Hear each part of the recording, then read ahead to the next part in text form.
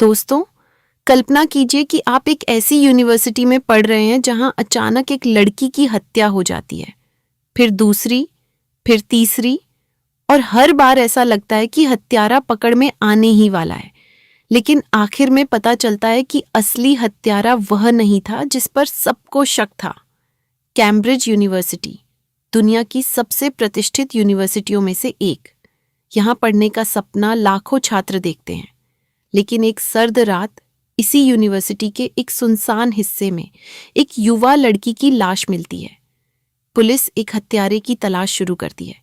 सबकी निगाहें एक ऐसे आदमी पर टिक जाती हैं जो बाहर से बेहद सभ्य, बुद्धिमान और सम्मानित दिखाई देता है।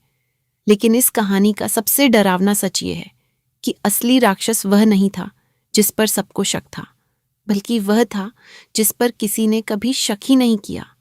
दोस्त, आज मैं तुम्हें सुनाने जा रहा हूं एलेक्स माइकलिडीज के मशहूर साइकोलॉजिकल थ्रिलर उपन्यास द मैडेंस की कहानी। एक ऐसी कहानी जिसमें हर मोड़ पर रहस्य है, धोखा है और ऐसा ट्विस्ट है जो आखिरी पन्ने तक तुम्हें गलत दिशा में सोचने पर मजबूर करता रहेगा। मारियाना एंड्रोस एक साइकोथेरेपिस्ट है। लोगों के दिमाग और भावनाओं को समझना उसका पेशा है, लेकिन खुद उसकी जिंदगी बिखरी हुई है। कुछ साल पहले उसके पति सेबेस्टियन की एक दुर्घटना में मौत हो गई थी। बाहर से वह सामान्य दिखती है, लेकिन अंदर से वह अभी भी उस दुख से उबर नहीं पाई है। एक दिन अचानक उसे उसकी भांजी जॉय का फोन आता है। जॉय कैम्ब्रिज यूनिवर्सिटी में पढ़ती है और फोन पर बुरी तरह रो रही होती है। उसकी एक करीबी दोस्त तारा की हत्या हो गई है। मारियाना तुरंत कैम्ब्रिज पहुंचती है। उसे लगता है कि वह सिर्फ अपनी भांजी को संभालने आई है, लेकिन उसे नहीं पता कि वह एक ऐसे रहस्य में फंसने वाली है जो उसकी पूरी जिंदगी बदल देगा। कैम्ब्रिज पहुंचने के बाद मारियाना की मुलाकात एक प्रोफेसर से होती है। नाम है एडवर्ड फोस्का। फोस्का बेहद आकर्षक व्यक्तित्व वाला इंसान है। उसकी बातें इतनी प्रभावशाली हैं कि लोग उसकी ओर खींचे चले जाते हैं, विशेष रूप से कुछ युवा छात्राएं। ये छात्राएं एक खास समूह का हिस्सा हैं जिसे लोग द मेडन्स कहते हैं। वे लगभग हर समय फोस्का के आसपास रहती हैं, उसे आदर्श मानती हैं, उसकी बातों को सच मानती हैं, और यही बात मारियाना को परेशान करने लगती है। उसे लगता है कि इस आदमी में कुछ तो ऐसा है जो सामान्य नहीं है।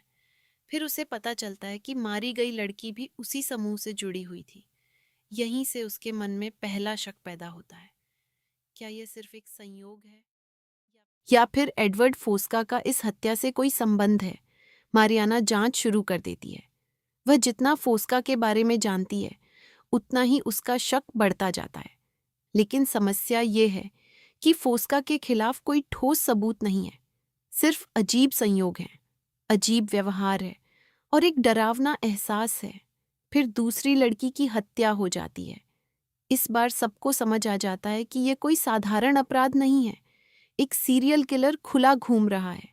पूरे कैम्ब्रिज में डर फैल जाता है। छात्र हॉस्टल से निकलने से डरने लगते हैं। हर कोई सोच रहा है कि अगला शिकार कौन होगा, लेकिन मारियाना को लगता है कि जवाब उसके सामने खड़ा है, एडवर्ड फोस्का। फोस्का अपने लेक्चर्स में अक्सर प्राचीन यूनानी मिथकों की बातें करता है, देवताओं की, बलिदानों की, मृत्यु और पुनर्जन्म की।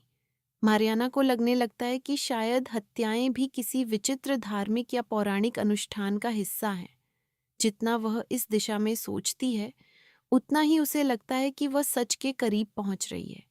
लेकिन वास्तव में वह सच से उतनी ही दूर होती जा रही होती है। धीरे धीरे कहानी और खतरनाक होती जाती है। मारियाना को धमकी भरे संदेश मिलने लगते हैं। कोई उसका पीछा कर रहा है, कोई उसकी हर गतिविधि पर नजर रख रहा है। उसे महसूस होने लगता है कि हत्यारा अब उसे भी जानता है और शायद उसे अगला निशाना बनाने की तैयारी कर रहा है। लेकिन दोस्त, यहाँ लेखक बहुत चालाकी करता है। जितना यकीन तुम्हें फोस्का पर होने लगता है, उतना ही लेखक चाहता है कि तुम उसी दिशा में सोचो। हर नया सुराग फोस्का की ओर इशारा करता है। हर घटना उसी पर शक बढ़ाती है। और इसी वजह से जब कहानी अपने अंतिम हिस्से में पहुंचती है, तो जो सच सामने आता है वह पूरी कहानी को उलट देता है। मारियाना को आखिरकार लगता है कि उसने हत्यारे को पकड़ लिया है। वह पूरी तरह आश्वस्त है कि फोस्का ही अपराधी है, लेकिन तभी उसे पता चलता है कि वह पूरे समय गलत व्यक्ति का पीछा कर रही थी। असल हत्यारा कोई ऐसा था जो शुरू से उसके बहुत करीब था, इतना करीब कि उसने कभी उसकी तरफ देखा ही नहीं। और फिर सामने आता है सबसे भयानक सच। हत्याओं के पीछे एडवर्ड फोस्का नहीं, बल्कि मारियाना का अपना रिश्तेदार फ्रेड था। फ्रेड सालों से मारियाना के प्रति एक खतरनाक और जुनूनी लगाव रखता था। उसकी मानसिक स्थिति धीरे धीरे विकृत होती गई। उसका प्यार एक बीमारी बन गया, एक ऐसा जुनून जिसने उसे हत्यारा बना दिया। जब मारियाना को यह सच पता चलता है तो उसकी दुनिया टूट जाती है। जिस आदमी को वह पूरे समय राक्षस समझती रही, वह असली राक्षस नहीं था। असली राक्षस वह था जो पूरे समय उसकी जिंदगी के आसपास मौजूद था। और यही इस कहानी की सबसे डरावनी बात है। कई बार हम अंधेरे में छिपे राक्षसों से नहीं हारते, हम हारते हैं उन लोगों से जिन्हें हम अपना मानते हैं। टू डॉस्टन, द मेडन्स सिर्फ एक मर्डर मिस्ट्री नहीं है। ये जुनून, अकेलेपन, दुख और इंसानी दिमाग के अंधेरे कोनों की कहानी है। ऐसी कहानी जो तुम्हें आखिरी पल तक गलत दिशा में सोचने पर मजबूर करती है और फिर एक झटके में सब कुछ बदल देती है।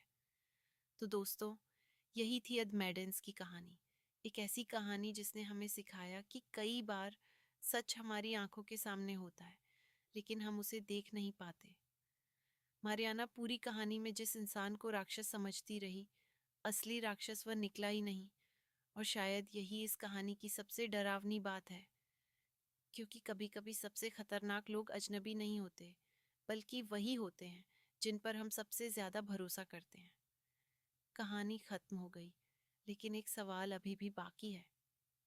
अगर आप मारियाना की जगह होते तो क्या आप असली हत्यारे को पहचान पाते, या फिर आप भी उसी भ्रम में फंस जाते जिसमें पूरी कहानी फंसी रही? सोचिएगा जरूर, क्योंकि यही इस कहानी की सबसे बड़ी ताकत है। और दोस्तों, इसी के साथ खत्म होती है हमारी आज की कहानी। उम्मीद है कि इस सफ़र के दौरान आपने भी हर सुराग को जोड़ने की कोशिश की होगी, लेकिन जैसा कि अक्सर बेहतरीन थ्रिलर कहानियों में होता है, सच वहाँ नहीं था जहाँ हम उसे ढूंढ रहे थे। अगली बार मैं आपके लिए एक और ऐसी ही रहस्यमयी और रोमांचक कहानी लेकर आऊँगा। तब तक अपना ख्याल रखिए और कहानियाँ सुनते रहिए। अगर आपको ये कहानी पसंद आई हो तो वीडियो को लाइक करें और चैनल को सब्सक्राइब करना न भूलें। मैं जल्द ही एक और रोमांचक कहानी के साथ वापस आऊँगा। तब तक के लिए नमस्कार।